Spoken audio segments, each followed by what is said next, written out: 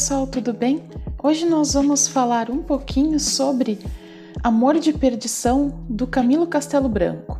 Bom, esse livro foi lançado em Portugal em 1862. É um livro que está dentro da estética romantista, inclusive considerado um dos grandes romances portugueses dessa estética. E ele se encaixa muito bem no movimento a que ele se propõe. Ele começa com uma história de um amor proibido, algo como Romeu e Julieta, que são dois jovens que se apaixonam. Eles primeiro sonham com a sua vida de casados e depois, em razão de tudo o que acontece no entorno deles, eles percebem que o amor que eles sentem é impossível. E exatamente como outros autores românticos do período mais ultra-romântico, eles também percebem na morte uma saída para parar de sofrer em vida e se reencontrar num outro momento. E neste livro, um dos pontos altos é o nosso narrador, porque na verdade o autor, o Camilo Castelo Branco, é sobrinho do protagonista da história. A história que ele conta aqui realmente aconteceu.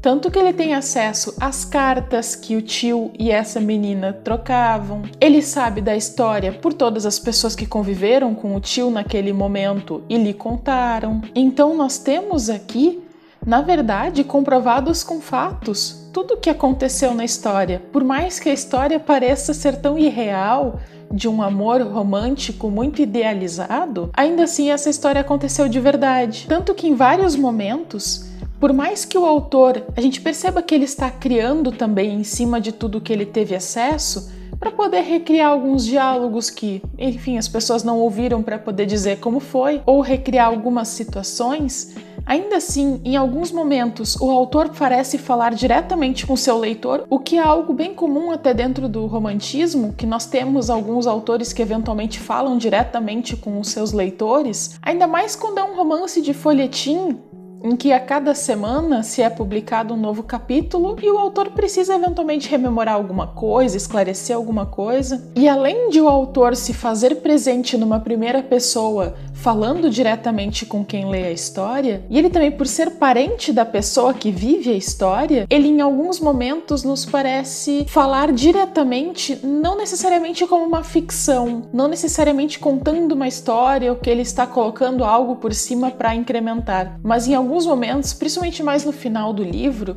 nós percebemos que ele está apenas nos relatando. Tanto que o livro começa num tom até mais irônico, tem até algum deboche em algumas partes, mas ali pelo capítulo 18, 17, a gente percebe que o tom do livro muda completamente, que passa de contar um amor romântico, de contar as peripécias do Simão, que é o nosso protagonista, contar coisas engraçadas até que acontecem, ele passa para um outro tom de seriedade, de mostrar como foi o desfecho desse romance entre Simão e Teresa. Então nós chegamos nos nossos personagens. Nós temos o Simão, que é o nosso protagonista, que é tio do Camilo Castelo Branco, que é um jovem que se apaixona pela Teresa. Teresa é uma menina de 15 anos que mora na casa ao lado da sua, e as janelas dos quartos de ambos dão uma para outra, então eles conseguem se ver pelas janelas. E entre os dois nasce esse amor romântico, essa paixão idealizada, porque eles nunca nem conversaram exatamente, eles só se veem pelas janelas e se comunicam por ali. Ocorre que Domingos Botelho, que é pai de Simão, é alguém que lida com a justiça. Eu não sei se hoje nós ainda teríamos esse mesmo termo que eles usam para ele aqui, mas é alguém que julga questões mais importantes dentro da cidade. E Tadeu de Albuquerque, que é o pai de Teresa, se ressente de Domingos porque Tadeu perdeu uma questão muito importante em razão do julgamento de Domingos Botelho. Então há uma rixa entre os dois, são duas famílias que se odeiam por isso, e justamente os seus filhos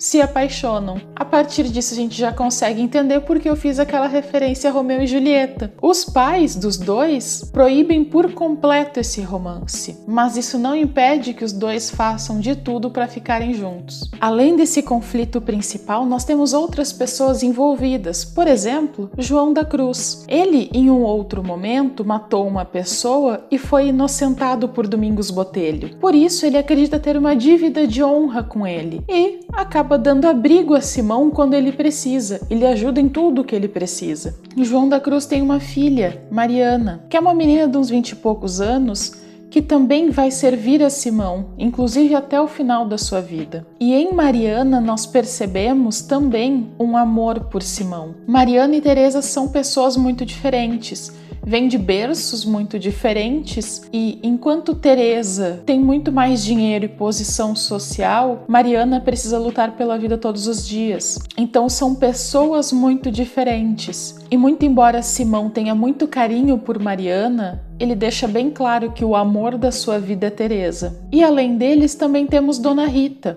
casada com Domingos e mãe de Simão. Muito embora ela não seja um personagem muito ativo durante a história, ela está sempre permeando a narrativa e sempre com um papel de mãe, que não é só mãe, é uma mãe que ocupa um lugar dentro da nobreza que tem muito para escolher. Sempre fica na dúvida entre defender ou não o filho, sempre acaba defendendo, mas sempre pesando os muitos problemas que isso pode acarretar e outras consequências. Para mim, um dos pontos altos da história são as cartas que eram trocadas entre Simão e Teresa e que foram recuperadas. E o autor traz essas cartas no texto, muitas vezes na íntegra para o livro. Então é um retrato incrível de como as pessoas se comunicavam naquela época. Um retrato histórico mesmo. E também o quanto o Camilo Castelo Branco mostra a dor de Simão enquanto preso, porque o próprio Camilo Castelo Branco foi preso, então é uma experiência que os dois compartilham de estar numa prisão. Além disso, há muitos outros aspectos do romantismo dentro dessa obra e considerando o tamanho da obra, a quantidade de personagens e o desenrolar da sua narrativa, a gente pode considerar que